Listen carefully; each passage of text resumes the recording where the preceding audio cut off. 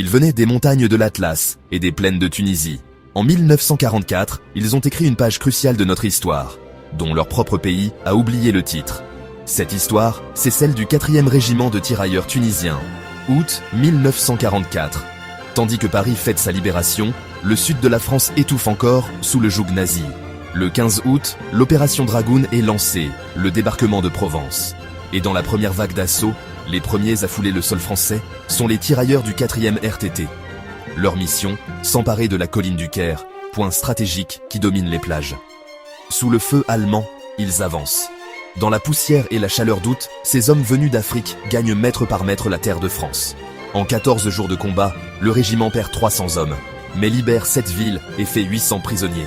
Ils remontent ensuite vers les Vosges, où le froid sibérien de l'hiver 44-45 les surprend, mal équipés.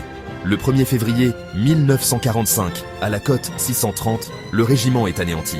En 6 heures de combat, il perd la moitié de ses effectifs. Un sacrifice total. Victorieux mais décimé, le 4e RTT sera dissous en 1946. Comme beaucoup de soldats coloniaux, leur histoire est longtemps restée dans l'ombre.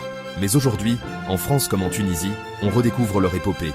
Parce que se souvenir de leur courage, c'est honorer la mémoire de tous ceux qui ont sacrifié leur jeunesse pour un idéal de liberté. Ils sont tombés dans l'indifférence, n'oublions plus.